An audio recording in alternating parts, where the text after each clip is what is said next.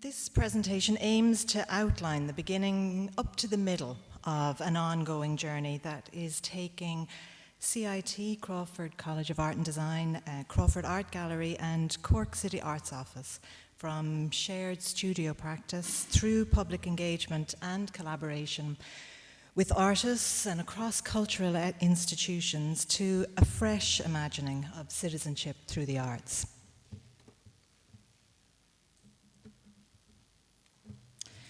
In 2013, CIT, Crawford College of Art and Design, collaborated with the Crawford Art Gallery and Cork City Council Arts Office to host Outside In, The Art of Inclusion. The international exhibition brought together work from 50 artists working in supported studios. The supported studio environment acts as a space for artists who need extra support to develop their own studio practice. Measures are put in place to ensure that their civic right to access the arts is respected and supported, and that their own choice to develop their artwork is nurtured. So that's just to give a little bit of a context to where we were coming from.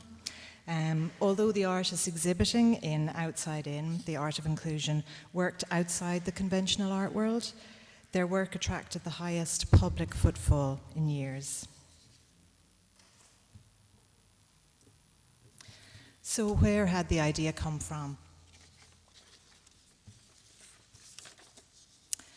Back in 2011, someone had said it would be nice to have a little exhibition. The Department of Arts and Health and Community Practice in CIT had just moved into the old tax offices in Cork City. The novelty of a central location with ample space had offered opportunities for other groups to be invited to work alongside the students making art. Two different artist groups from supported studio settings, the Cuig artists in Mayfield and the Gasp artists, had been working alongside the students. Ed Kuchai, our head of department, hiding over there, thought it would be nice to document the outcome of this shared studio time with a little exhibition. Sometimes, however, things don't work out quite how you expect. And so began a journey through the terrain of art, inclusion, and citizenship, negotiating our way around categorizing and meanings of words and understanding to a place that none of us could ever have imagined. So what did this exhibition entail? The little exhibition grew to become a very big exhibition, spread across three venues, the Crawford Art Gallery, the City Hall Atrium, and the CIT Wansford Quay Gallery. The small group of artists grew to encompass the work of 50 artists, selected from nearly twice that again, with the kind help of Helen O'Donoghue from the Irish Museum of Modern Art. Exhibiting artists were no longer from just up the road, but hailed from as far away as San Francisco, New York, Amsterdam, and Brighton, to closer to home in Kilkenny, Youghal, and Cork.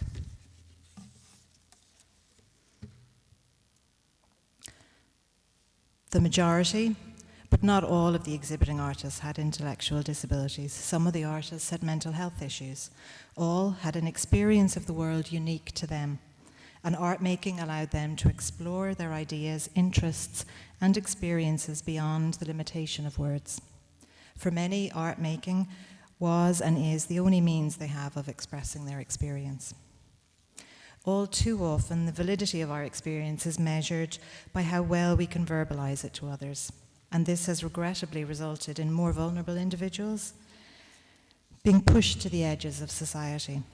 The work in this exhibition, as with any exhibition, allowed the viewer the chance to see the world through the artist's eyes. Through an extensive education program, it also offered the public and schools the opportunity to meet and engage with many of the artists through workshops, gallery tours, and meet the artist events. So what did people have to say? What a brilliant show, best in years. Astonishing, moving, beautiful, breathtaking, challenging and humorous, totally inspiring. I have a smile on my face and a tear in my eye. One of the most thought-provoking and interesting exhibitions I have seen in a long time. I had to come back for a second look. Stunning. I am blown away. We were left with many questions, though, after the exhibition. We queried our use of the term inclusion. We had used the phrase the art of inclusion, but what was the nature of this inclusion? How did this work relate to the work of mainstream artists? How did it relate, or was it something completely separate? We queried the nature of engagement. The genesis of the exhibition was the shared studio space in our department in the Crawford Art College. How did or could this creative experience relate to, engage with, or inform students in third level education? Again, was it something completely separate? And language. The exhibition had happened, but what do you call an exhibition like this? We had wanted a name that would encapsulate the content, but also the intent. I think when you wander around the margins, the borderlines of anywhere, language becomes brittle and loaded and a lot less malleable. So then, what is inclusion?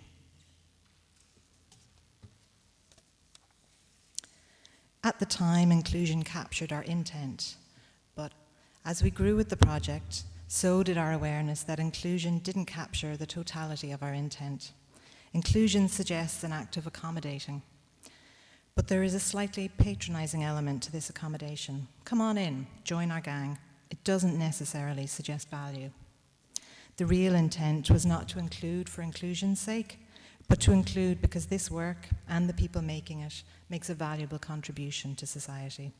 Their work broadens the range of voices, visions, perceptions, and approaches to creativity that the public engages with in cultural venues. Through it, we can engage with valuable knowledge and perspectives that are frequently absent from the world of art.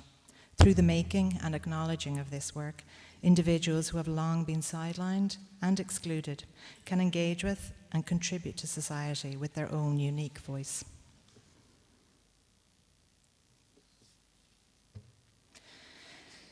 There have been many outcomes from this exhibition in 2013. An ongoing weekly artist in residence program in Crawford Gallery that has included playing a key part in Culture Night. Ida, one of the GASP artists, made drawings a couple of years ago interpreting many of the artifacts in the gallery. In 2015, the public had to find all the artifacts based on Ida's drawings. Rosaline offered the public a chance to meet an artist and has done, I think, repeatedly since then.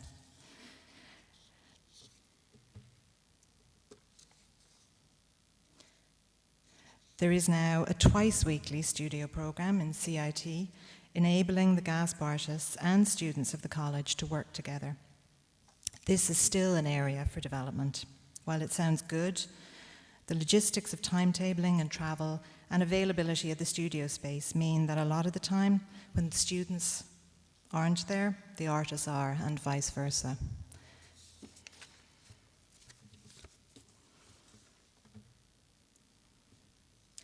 Since December 2014, an Erasmus Plus funded project, Expanding Realities, is enabling artists from a number of supported studios, GASP in Cork, AIM in Bristol, and Debaco del Sombrero in Madrid, to meet, along with staff of CIT, CCAD, to share their studio practice.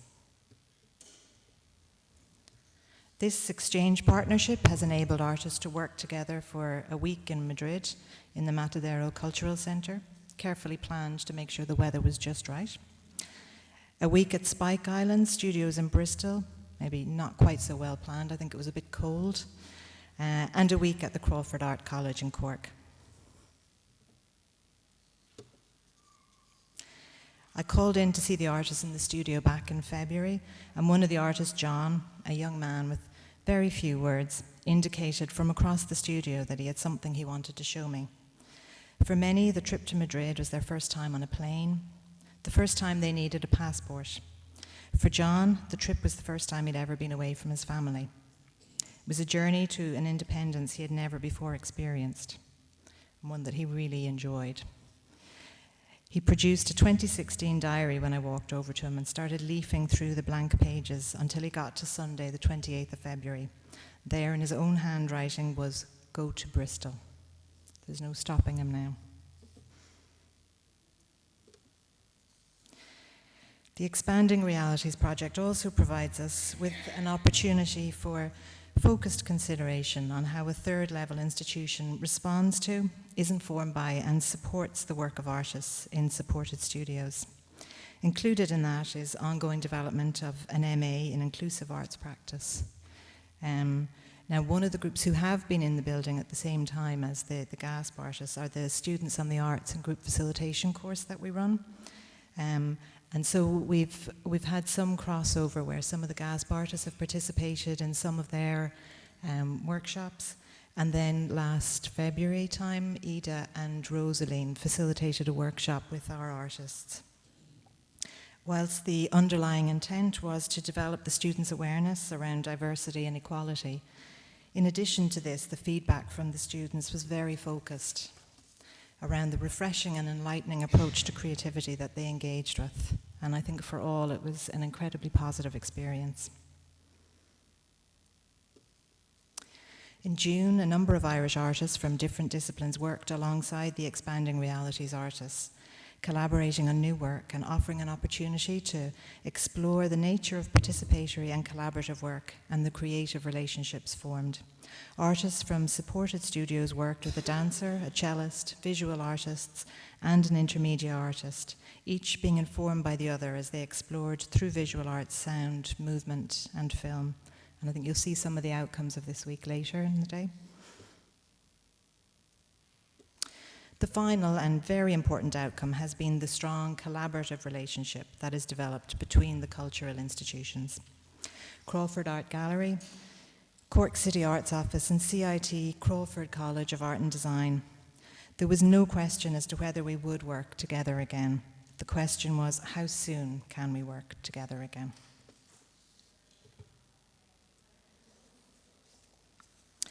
And so, building on the very positive collaborative relationship and the ideas and questions raised by the 2013 exhibition, Perceptions 2016, The Art of Citizenship, is currently on show in 10 venues across Cork City. I think officially down to 9 now because the airport shown here has closed since the end of September. Just the exhibition, not the airport. This year, 2016, we commemorate the centenary of our proclamation of independence. Everywhere you turn, there have been flag raisings and events remembering the past. We couldn't organise an event in 2016 and not acknowledge the centenary, but how could we relate an international art exhibition to the 1916 Proclamation of Independence?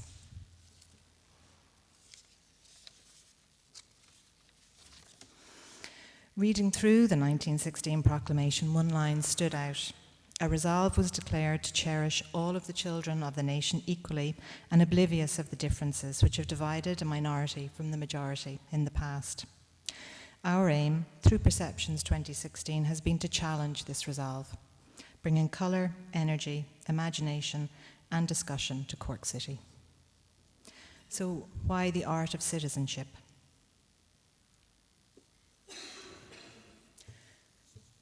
Declan McGonigal challenges the role of the arts as not just representing the antidote to reality, but offering a means of comprehending and transforming our experience of the world. In a country where politics and the arts have been separated and a level of political disillusionment has set in amongst the public, he suggests we're in need of a new narrative, a new multi-dimensional narrative. And the arts cultural sector not only has a role in this, but those in the sector have a responsibility to engage as citizens. He goes on to elaborate on how the arts can equip people to participate. In a culture that has become increasingly about consuming the arts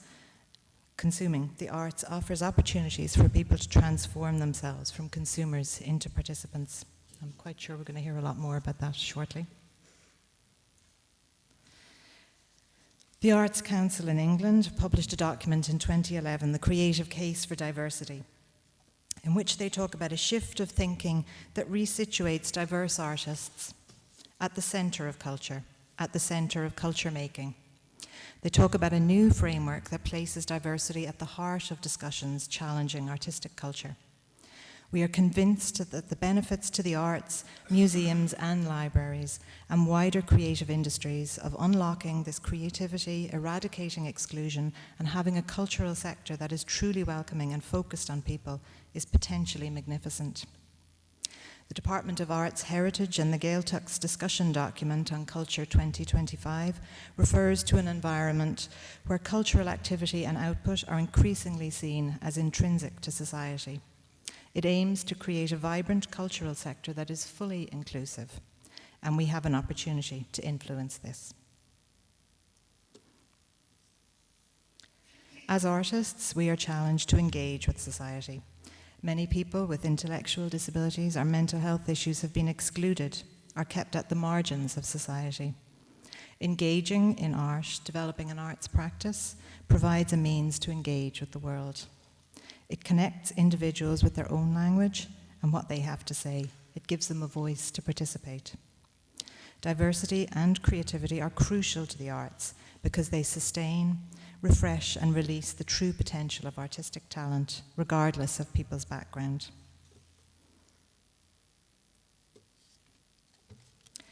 Perceptions 2016 put out a worldwide open call for submissions in November 2015, inviting artists working in supported studios to submit.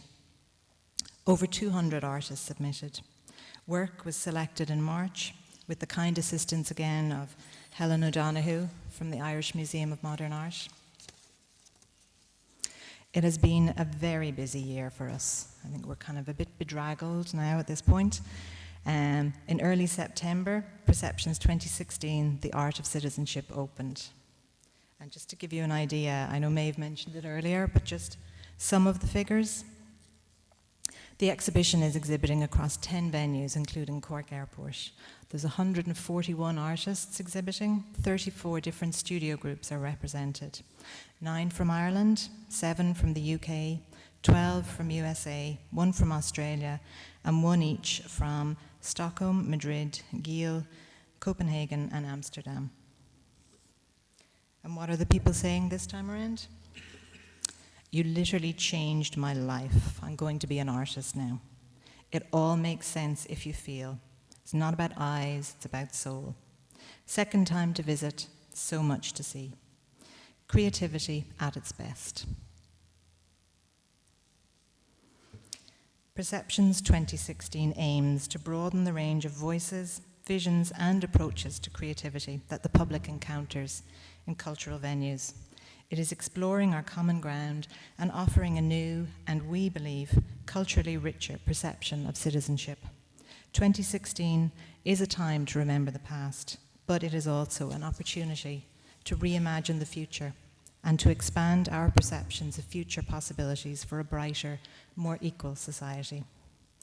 Today, we want to explore and reimagine our role as creative citizens and consider the importance of valuing all citizens equally, leaving no one behind.